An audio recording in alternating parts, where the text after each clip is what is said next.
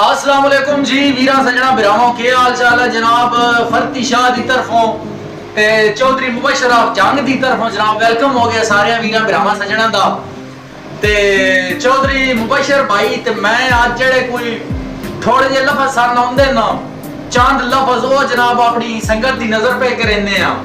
ते शुरुआत मैं क्या करना चौधरी साहब भाई जे रख ताल्लुक ते तेरी मर्जी मुकावी छोड़े ते मसला कोई नहीं, दिल दे कागज तो लफ्ज़ संगत मिटा भी छोड़े ते मसला कोई नहीं।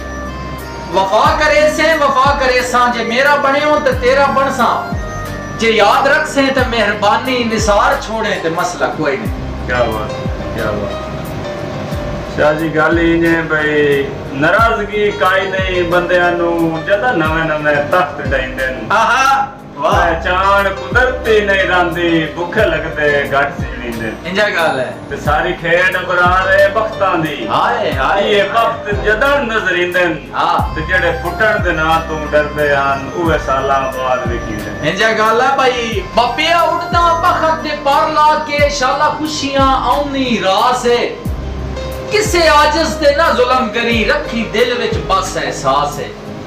ते बख्तां दा तख्त सदा न उरांदा रखी प्यार परीत दा पास है, और तेरी याद विच वक्त लगाई वैंदा है परदेस विच फरत अब्बास है।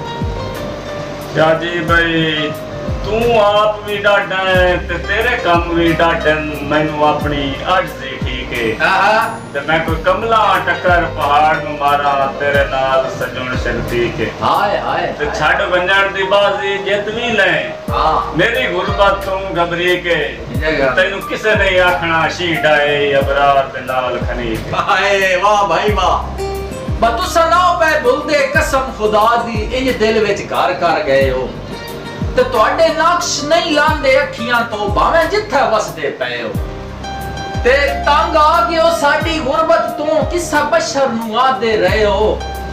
वो चंगे सज्जन ते मैयत दे वारिस होंदे तुसा जीने अकांड कर गए हो।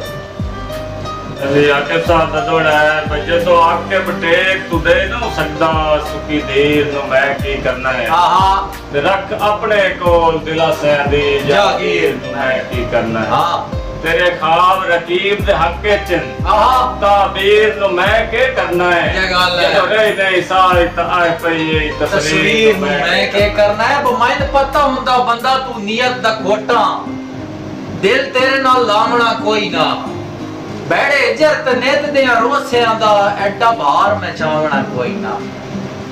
तेरे बाद जे कमलिया निभ सकदी तैन ढोल मनावना कोई ना, ते मेरे वास विच ताफू दिल होंदा तेरे बूहे उत्ते आमना कोई ना। ते जनाब उम्मीद है कि जेड़े ये दौड़े तुहानू पसंद आए हो सन ते जिंदगी रहे तो बात भाई नाल बनसा जरूर ते वीडियो भी अपलोड करसा। मेहरबानी करके जनाब वीडियो लाइक ते शेयर जरूर करना, पेज भी लाइक करना। ते मैं ते भाई मुबशर जंग इजाजत अल्लाह रब्बुल इज्जत सलामत रखे। बड़ी मेहरबानी।